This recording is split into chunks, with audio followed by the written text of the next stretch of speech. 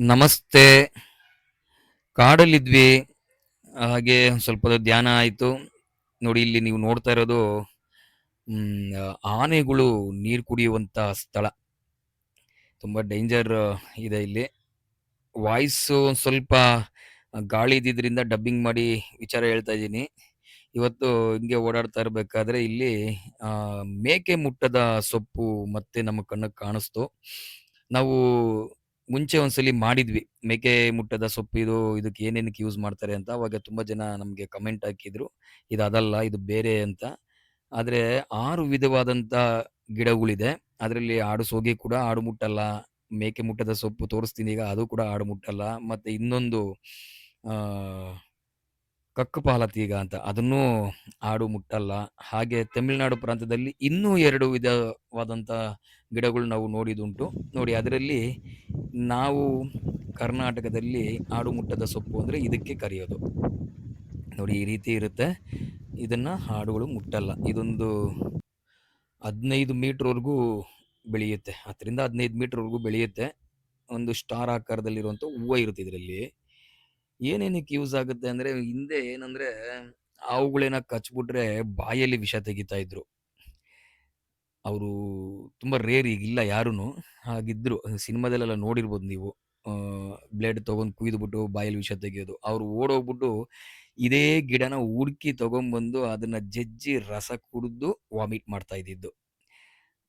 ಆ ಥರ ಒಂದು ಗಿಡ ಇದು. ಇದು ಇನ್ನ ಏನೇನ್ ಯೂಸ್ ಆಗುತ್ತೆ ಅಂತ ನಾನು ನಿಮ್ಗೆ ಇಲ್ಲಿ ಗಾಳಿ ಇರೋ ಕಾರಣ ಮನೆಗೆ ಆ ಚಿಕ್ಕ ಗಿಡ ತಗೊಂಡೋಗಿರ್ತೀನಿ. ಅದ್ರ ಮುಖಾಂತರ ಹೇಳ್ತೀನಿ, ತೋರಿಸಿ ನಿಮ್ಗೆ. ಆ, ಕಾಡಲ್ಲಿ ಓಡಾಡ್ತಾ ಇರ್ಬೇಕಾದ್ರೆ ಸಿಕ್ಕಿದಂಥ ಗಿಡ. ಇನ್ನೇನು ವಿಚಾರ ಅಂದ್ರೆ, ಇದರ ಎಲೆ ಮತ್ತೆ ಬೇರ್ನ ಆಯುರ್ವೇದಿಕಲ್ಲಿ ಬಳಸ್ತಾರೆ. ಏನೇನಕ್ಕೆ ಒಳ್ಳೇದು ಅಂದ್ರೆ, ಇದು ಅಸ್ತಮಕ್ಕೆ ಒಳ್ಳೇದು, ಆ, ಕೆಮ್ಮು ಕಫ ಇದಕ್ಕೆಲ್ಲ ಒಳ್ಳೇದು. ಮತ್ತೆ ಕೆಲವು ಗಿಡಗಳ ಮಿಶ್ರಣ ಮಾಡಿ ಅದನ್ನ ಕ್ಯಾನ್ಸರ್ ಅಂತ ಮಹಾಮಾರಿಗೂ ಬಳಸ್ತಾರೆ. ಬಟ್ ಆದರೆ ಅದೆಲ್ಲ ಆ, ಕಲ್ತಿರ್ಬೇಕು ಯಾವ್ಯಾವ ಪ್ರಮಾಣ ಅಂತ. ನೀವು ಸಣ್ಣ ಪುಟ್ಟ ನಮಗೆ ಗೊತ್ತಿರೋದು ಹೇಳ್ತೀವಿ, ಬೇಕಾದರೆ ನೀವು ಅದನ್ನು ಮಾಡ್ಕೊಬೋದು. ತುಂಬ ನಿಗಾ ಇಟ್ಟು ನಾವು ಹೇಳಿರೋದನ್ನು 2 ಬಾರಿ ಕೇಳಿ ಮಾಡ್ಕೊಳೋದು ತುಂಬ ಅಂದರೆ ತುಂಬ ಉತ್ತಮ. ಅತಿ ಹೆಚ್ಚು ಬುದ್ಧಿ ಖರ್ಚು ಮಾಡಿದ್ರೆ ತೊಂದರೆ ಅನುಭವಿಸ್ಬೇಕಾಗತ್ತೆ. ಜಸ್ಟ್ ಕಫಾಗ್ ಮಾತ್ರ ಯೂಸ್ ಮಾಡ್ಕೊಳ್ಳಿ, ತುಂಬ ಅದ್ಭುತವಾಗಿ ಕೆಲಸ ಮಾಡುತ್ತೆ. ಮತ್ತೆ ಇದೇ ಗಿಡದಲ್ಲಿ ಈ ಇಕ್ಮದ್ದು ಅಂತ ಹೇಳ್ತಾರಲ್ವಾ, ಅದು ಹೊಟ್ಟೆಲಿ ಇದೆಯಾ ಇಲ್ವಾ ಅಂತ ತಿಳ್ಕೊಳ್ಳೋಕ್ಕೆ ಇದನ್ನ ರಸನ ಹಂಗೆ ಇಲ್ಲಿ ಬಿಡೋದು ಉಂಟು. ನುಗ್ಗೆ ಸೊಪ್ಪಲ್ಲಿ ಯಾವ ರೀತಿ ಆ, ರಿಸಲ್ಟ್ ಬರುತ್ತೋ ಇದರಲ್ಲೂ ಅದೇ ರೀತಿ ರಿಸಲ್ಟ್ ಬರುತ್ತೆ. ಮತ್ತೆ ಇದೇ ಗಿಡದಲ್ಲಿ ಹ್ಮ್, ಆ ಇಕ್ಮದ್ದನ್ನ ಈಚೆ ತೆಗಿಯಕ್ಕೆ ಕೆಲವು ಮಿಶ್ರಣಗಳು ಮಿಕ್ಸ್ ಮಾಡಿ ಕೊಡೋದು ಉಂಟು. ಸೊ ಅವ್ರಿಗೆ ವಾಂತಿ ಆಗುತ್ತೆ. ಆ ವಾಂತಿ ಮುಖಾಂತರ ಎಲ್ಲ ಬಂದ್ಬಿಡುತ್ತೆ. ಇದ್ರ ಬಗ್ಗೆ ಇನ್ನ ವಿಚಾರಗಳು ಹೇಳ್ತೀನಿ ಬನ್ನಿ. ನಮಸ್ತೆ. ನೋಡಿ, ಇದೆ ಆಡು ಮುಟ್ಟದ ಸೊಪ್ಪು.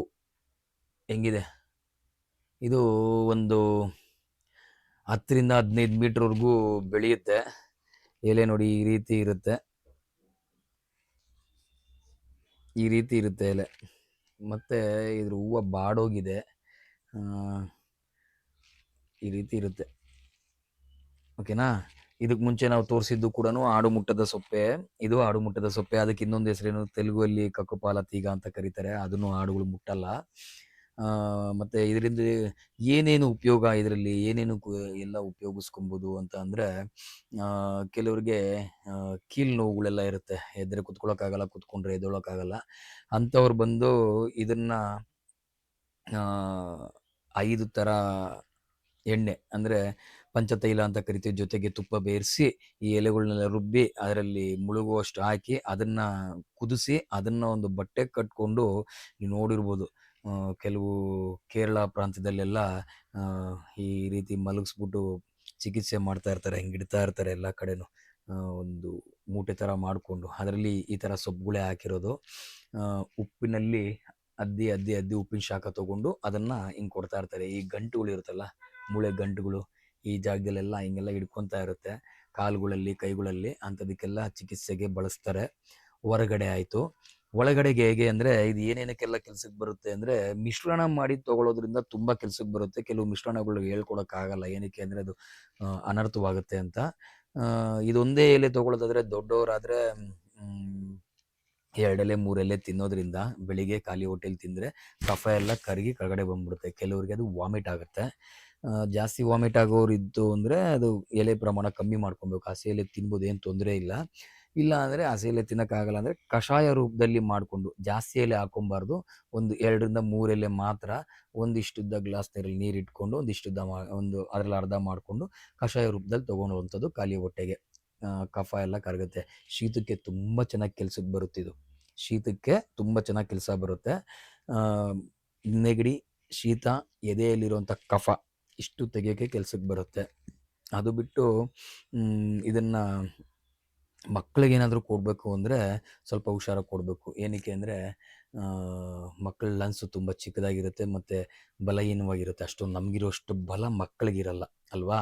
ಅದಕ್ಕೆ ಈ ಎಲೆಗಳ್ನೆಲ್ಲ ಒಣಗಿಸ್ಕೊಂಡು ಈ ಎಲೆ ಒಂದಿಷ್ಟು ಎಲೆ ತೊಗೊಂಡು ಒಣಗಿಸ್ಕೊಂಡು ಅದನ್ನು ಚೂರ್ಣ ಮಾಡಿ ವಸ್ತ್ರ ಕಾಯ್ತ ಮಾಡ್ಕೊಬೇಕು. ವಸ್ತ್ರ ಕಾಯ್ತ ಮಾಡಿಕೊಂಡು ಜೇನುತುಪ್ಪದಲ್ಲಿ ಒಂದು ಚಿಟಿಕೆ ಮಾತ್ರ ಹಾಕಿ ತೆಗೆದ್ಬಿಟ್ಟು ಮಕ್ಳಿಗೆ ನಾಲ್ಗೆಗೆ ನೆಕ್ಸೋದು. ಯಾವಾಗ ಇದು ಬಂದು ಮಕ್ಕಳಿಗೆ ಒಂದು 4 ಇಯರ್ಸ್ ಅಬೋವ್ 4 ವರ್ಷ ಮೇಲಾಗಿರೋಂಥ ಮಕ್ಕಳಿಗೆ ಮಾತ್ರ. ತುಂಬ ಎಳೆ ಮಕ್ಕಳಿಗೆಲ್ಲ ಮುಟ್ಟಿಸ್ಲೇಬಾರ್ದು, ಪ್ರಾಣಕ್ಕೆ ಅಪಾಯ. ಅಷ್ಟೇ. ಆಮೇಲೆ ಇನ್ನೊಂದು ಏನು ಅಂದರೆ ಈ ಹೆಣ್ಮಕ್ಳು ಎದೆ ಹಾಲು ಕೊಡ್ತಾ ಇರ್ತಾರೆ ಮತ್ತು ಗರ್ಭಿಣಿಯರಾಗಿರ್ತಾರಲ್ವ, ಅವ್ರು ಯಾವುದೇ ಕಾರಣಕ್ಕೂ ತೊಗೊಬಾರ್ದು ಇದು. ಗರ್ಭಿಣಿಯವ್ರು ಏನಾದ್ರು ತೊಗೊಂಡ್ರೆ ಅಬಾರ್ಷನ್ ಆಗೋ ಚಾನ್ಸಸ್ ಜಾಸ್ತಿ ಇರುತ್ತೆ. ತುಂಬ ಹೀಟ್ ಇದು. ಆಮೇಲೆ ಉಷ್ಣ ಇರೋವಂಥ ಮೈ ಸ್ವಭಾವ ಇರೋರು ಯಾವುದೇ ಕಾರಣಕ್ಕೂ ತೊಗೊಬೇಡಿ. ಏನಕ್ಕೆ ಅಂದರೆ 2 ಎಲೆ ಜಗಿದ ತಕ್ಷಣ ಉಷ್ಣ ಇರೋರ್ಗೆ ಏನಾಗುತ್ತೆ ಅಂದರೆ ಬಾಯೆಲ್ಲ ಒಂಥರ ಗುಳ್ಳೆ ಗುಳ್ಳೆ ಆಗಿ ಹುಣ್ಣಾಗುತ್ತೆ.